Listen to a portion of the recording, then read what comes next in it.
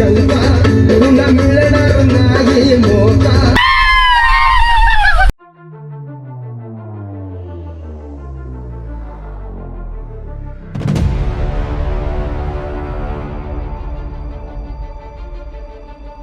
साताऱ्याच्या डोंगरामध्ये लपलेले एक निसर्गाचं अद्भुत रहस्य.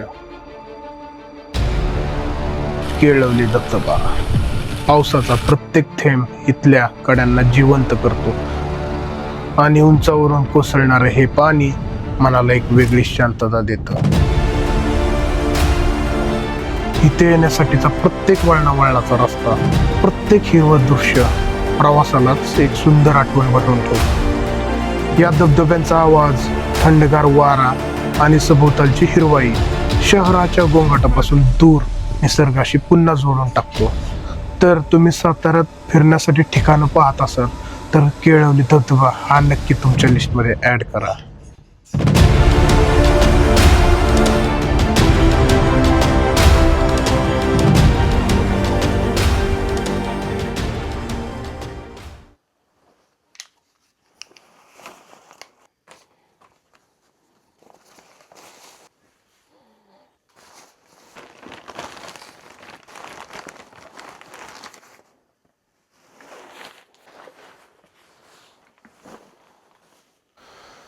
तर आज 12 जुलै.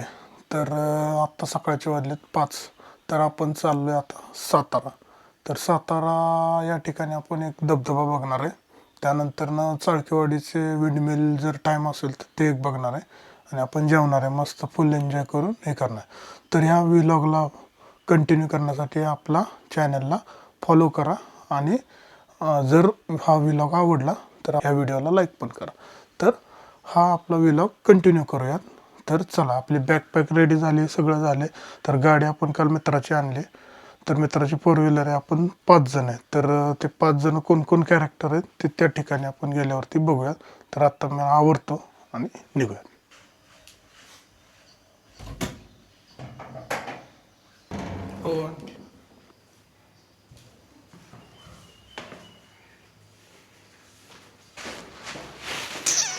तर आपण आत्ता गाडीत बसलोय. तर निघतो आता. ओके, वाजलेत आता 5:30. तर आपलं सगळं आवरलंय. तर आपल्याला इथून जायला 1.5 तास लागेल. अराउंड 70-80 किलोमीटर आहे. ओके. अरे ही लाईट कशी गेली. हँडलला म्हणू की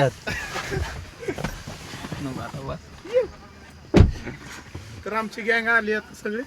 मी आलोय 6 वाजल्यात, 6 वाजून 10 मिनिटं झाल्यात. आता नाईट शिफ्ट संपली आमची. आता आम्ही चाललोय सगळी. हुसेन आलाय, बिसुई साहेब आल्यात, आदित्य आल्यात, करण आल्यात आणि मी आलोय. चला आता.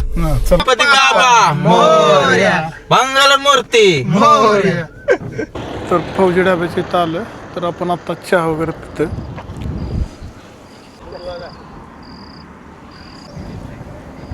तर ही गँग बघा कंपनीतून आले आहे, शूज वगैरे घालून तसेच. पण इथं फोटो काढायला थांबलो होतो. मस्त जागा आहे. तर आपल्या मागं सज्जनगड आहे. तर ठोसेघर रोडवर असंच जायचं आहे आपल्याला. तर तो धबधबा ठोसेघर रोडलाच आहे.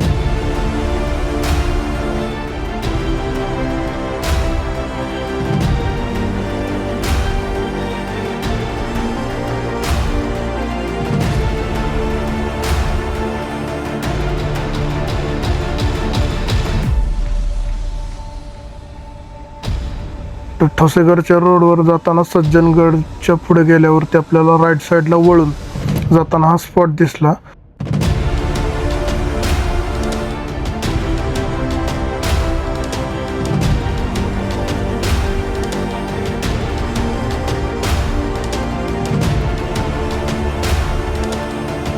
तर चला 2 मिनटं थांबूया म्हणून आपण ती 2 मिनटं अशी धमाल केली की कळलंच नाही की आपण गाणी वगैरे लावून सगळे नाचायला सुरुवात केली होती.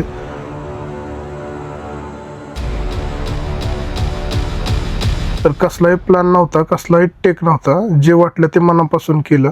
आजूबाजूला फक्त हिरवागार निसर्ग, थंड वारा आणि आमचं वेडेपणा होता. या एक नंबर वातावरण, एक नंबर, एक नंबर. एक गाणं लावायचं. अशा ट्रिप्समध्ये डेस्टिनेशन महत्त्वाचं असतं. पण वाटेतले रॅन्डम मोमेंट्स हेच खरं आयुष्य आठवणीत राहतात.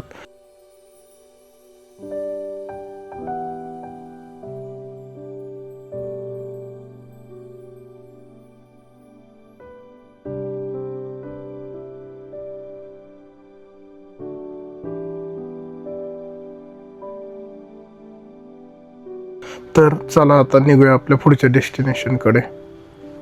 तर आपण बेसवरती पोचलोय. तर इथून आपण आता चालतो. इथं आपलं पार्किंग आहे गाडीचं. ओके, तर आम्ही रेडी झाले. तर थोडाफार रस्ता आपल्याला खराब लागला, पण काय नाही, ह्या अशा सीनसाठी आपल्याला थोडंफार करावं लागते. तर आपण गाडी वगैरे पार्क केली. त्यानंतर ना इथे गावामध्ये पाण्याची वगैरे सोय नव्हती, तर त्यामुळं तुम्ही येताना पाणी वगैरे सोबत घेऊन या खायला वगैरे. तर इथं काय आपल्याला दुकानं वगैरे नाही दिसली. एक मंदिर वगैरे होतं ना, एक गाव होतं छोटंसं. तर पुढं आपण हळूहळू चालत चालत गेलं तर गावकरी आपल्याला मदत करत होते की इथून जावं तिथून जावं, हे गोष्टी सांगत होत्या.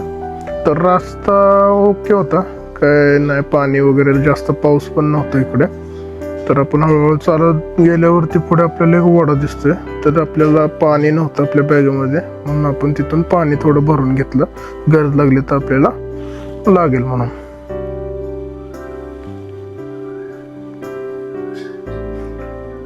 तर आम्ही खूप साऱ्या गोष्टी इथं ऐकल्या होत्या की इथं रस्त्यावरती जळ वगैरे असतात. तर आम्हाला काही दिसले नाही जळ वगैरे, पण रस्ता एकदम मस्त होता. थोडं पुढं गेल्यानंतर पूर्ण सपाट भाग दिसतो. तर पूर्ण शेजारचे डोंगर, त्यानंतर कोयना बॅकवॉटर वगैरे स्पष्टपणे दिसतं इथं. हिरव्यागार झाडी वगैरे मस्त, एकदम नेचर वगैरे एकदम खरंच. तर धबधबा एक दिसतोय तिकडं.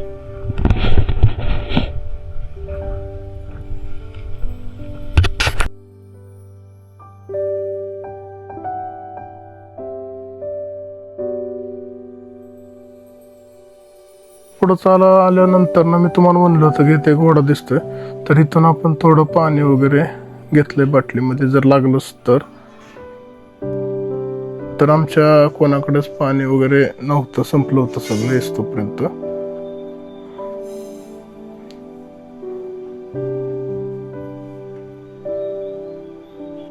जसं आपण पुढं पुढं गेलो तसं आपल्याला एक साईडला हिरवेगार ग्रीनरी आणि बॅकवॉटर दिसायला लागलं होतं.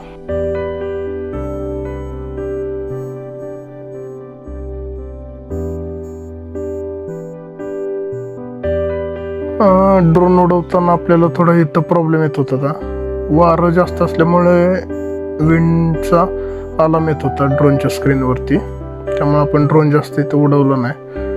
तर तसं पुढं पुढं चालत चालत गेल्यावरती पूर्ण परत सपाट भाग लागला.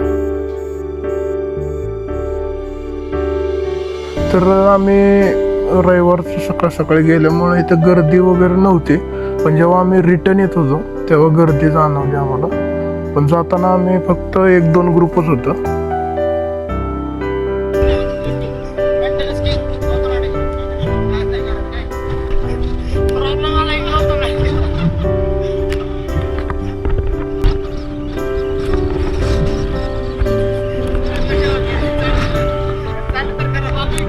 नाहीतर आम्हाला गर्दी वगैरे काय दिसली नाही. आणि वॉटरफॉल पण काही रिस्की जास्त वाटला नाही. फक्त तुम्ही जाताना पुढे सांभाळून जावा. तर थोडं पुढे गेल्यानंतर आम्हाला वॉटरफॉल दिसत होता, आवाज वगैरे येत होता. तर आम्ही झाडीतनं गेलो, तर आम्हाला राहत नव्हतं, आम्ही म्हणून पळत पळत चाललो होतो.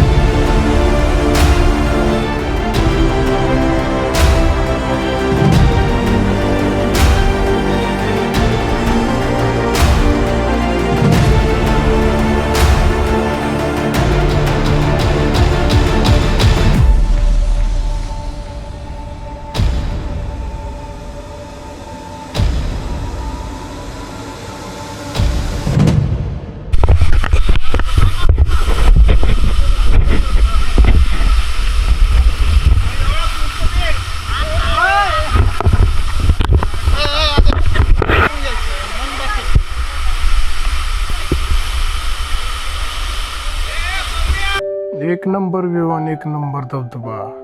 तर तुम्ही पण नक्की या इकडं केळवली वॉटरफॉल.